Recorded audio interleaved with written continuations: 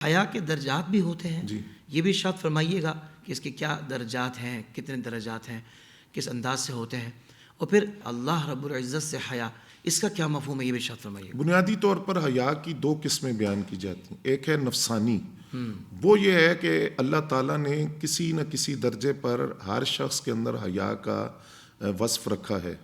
مثلا انسان سرعام برہنہ نہیں ہوتا، لباس نہیں اتارتا، تو یہ وہ نفسانی حیا ہے جس کی وجہ سے وہ یہ تمیز کرتا ہے اور وہ جانتا ہے کہ لوگوں کے سامنے ان کاموں سے باز آنا ہے۔ صحیح۔ اور ایک ہے ایمانیات کے ساتھ جس کا تعلق ہے، وہ ہے اللہ تعالیٰ سے حیا کرنا۔ واہ واہ واہ واہ۔ اور وہ اللہ تعالیٰ سے حیا یہ ہے کہ خوف خدا کی وجہ سے وہ کبھی افعال کو چھوڑ دے، منکرات کو اور برے کاموں کو چھوڑ دے۔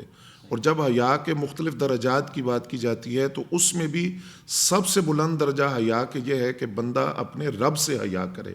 امام زرقانی نے مواہب الدنیا کی شرح میں لکھا کہ اللہ تعالیٰ سے حیا کیا ہے، اور افسا بڑا قیمتی جملہ فرمایا کہ اللہ کریم تمہیں کیسی ایسی جگہ پر موجود نہ پائے جہاں جانے سے اس نے تمہیں روکا ہے، صحیح، اور کسی ایسی جگہ سے رب تمہیں غائب نہ پائے جہاں جانے کو اس نے تمہیں حکم دیا ہے، یہ اللہ سے حیا ہے۔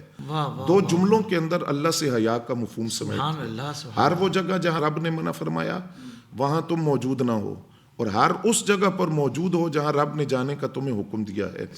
نبی علیہ السلام نے حضرت عبداللہ ابن مسعود رضی اللہ تعالیٰ عنہ کی روایت ہے، آقا کریم صلی اللہ علیہ وسلم نے صحابہ کرام سے فرمایا کہ اللہ سے حیا کرو جس طرح اس سے حیا کرنے کا حق ہے۔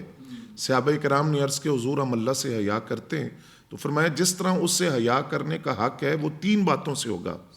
پہلی بات کہ اپنے دماغ کی حفاظت کرو، تمہارے افکار، تمہارے نظریات اور جو ذہن کے اندر تمہارے نظریات ہیں اور فکر ہے، سوچ ہے، وہ پاکیزہ ہونی چاہیے۔ یہ پہلا حق ہے اللہ سے حیا کرو۔ دوسرا حق فرمایا اپنے پیٹ کی اور پیٹ میں جو کچھ ہے اس کی حفاظت کرو، لقمہ حلال کو لازم کر لو، حرام سے بچو، اور اس بات کی پوری کوشش کرو، جان لو کہ جو تم کھا رہے ہو وہ کن ذرائع سے آ رہا ہے، اور وہ اس کی اپنی حیثیت کیا ہے، وہ حلال ہے یا حرام ہے۔ اور تیسری چیز فرمایا کہ اللہ سے حیا کا تیسرا تقاضا یہ ہے کہ تم ماں بعد الموت کے جو مناظر ہیں ان کو یاد کرو کہ موت کے بعد کیا ہوگا۔ اور جب انسان اپنے موت کے بعد کے مناظر کو یاد کرتا ہے تو پھر وہ اپنی آخرت پر دنیا کو ترجیح نہیں دیتا، دنیا سے منہ موڑ لیتا ہے۔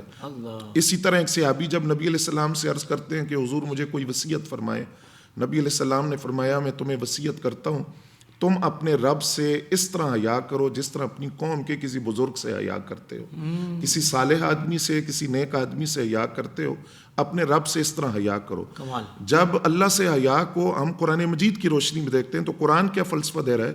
قرآن کہتا ہے کہ قیامت کے دن تمہاری زبانیں، تمہارے ہاتھ اور تمہارے پاؤں تمہارے خلاف گواہی دیں گے، اور یہ بتائیں گے کہ تم نے اپنے ہاتھوں کو کس طرح استعمال کیا، اپنی زبانوں کو کس طرح استعمال کیا، اپنے پاؤں کو کس طرح استعمال کیا۔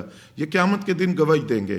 اب یہ جو نظر کا مسئلہ ہے، کیونکہ نظر سے دل بہکتا ہے اور دل سے انسان نفسانی خواہشات کی طرف جاتا ہے اور بدکاری کی طرف جاتا ہے۔ نظر کے بارے میں حضرت جنید بغدادی جو سید الطائفہ ہیں، سلسلہ جنیدیہ کے بانی ہیں، آپ نے بڑی خوبصورت ایک بات فرمائی۔